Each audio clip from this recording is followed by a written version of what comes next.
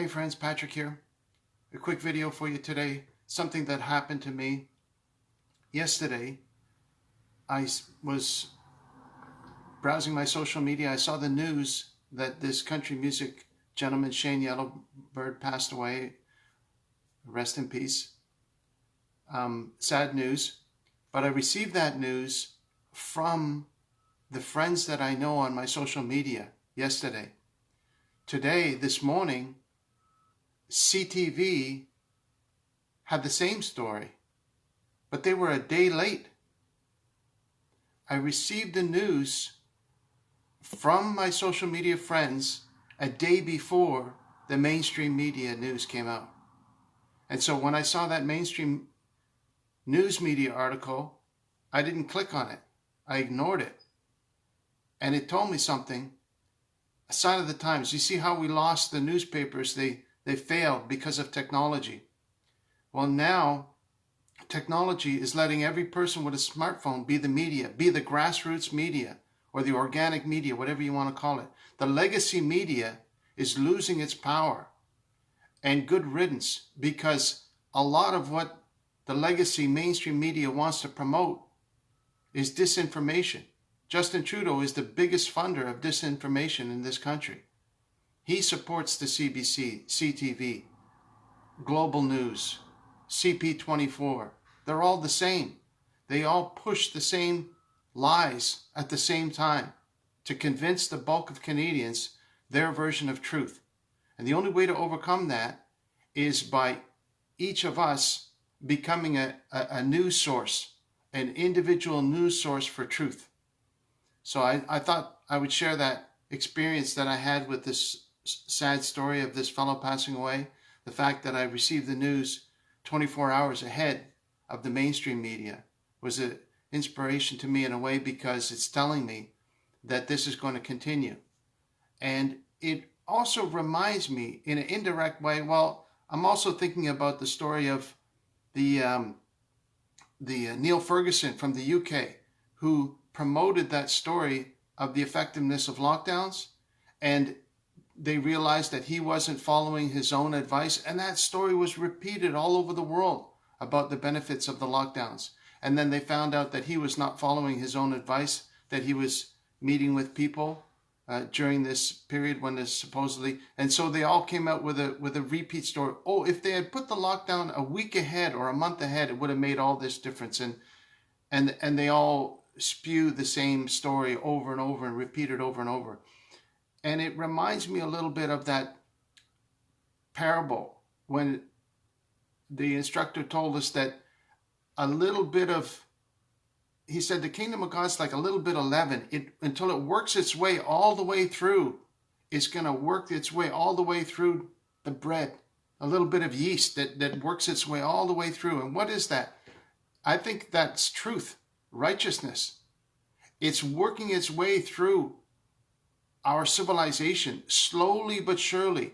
Truth and righteousness is starting to defeat the lies and deception of evil.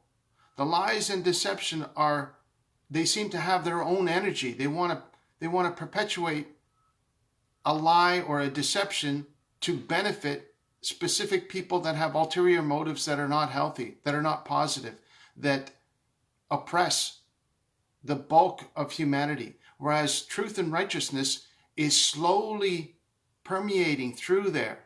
In different fields, we see medical professionals that are standing up and saying, no, I'm going to stand up for truth. This gentleman said that, the large medical company wanted to pay him $1 million and $50,000 a month if he would lie, if he would follow a different narrative than what he felt in his heart to follow. And he said, no, I'm not going to be influenced by that.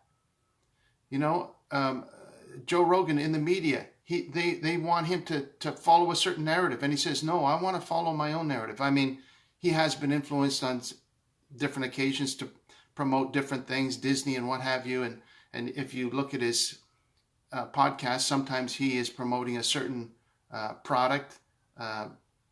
But in general, he is trying to speak his mind without undue outside influence. He's probably not a good example, but there's many other examples of people that are standing up and saying, I'm going to speak my mind. I may be wrong, but if I'm wrong, I'll admit it and say, oh, I made a mistake. And so we're seeing people stand up in different fields, like in the police force, Police on God for Thee, and in the media and in the medical field.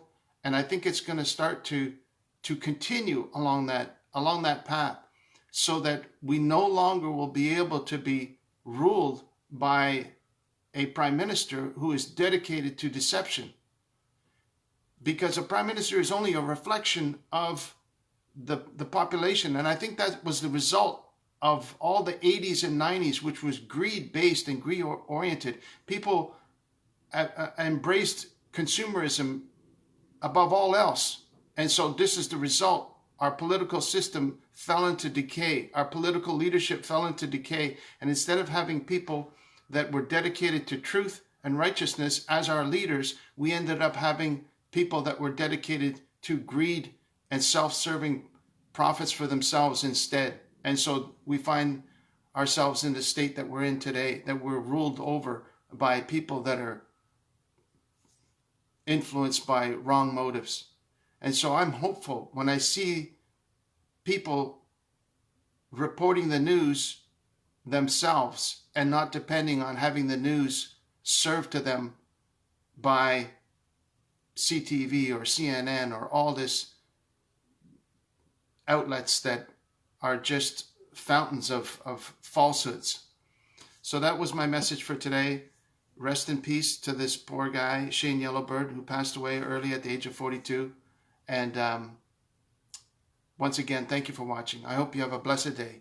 Keep on fighting the good fight of truth and righteousness at all times, every day.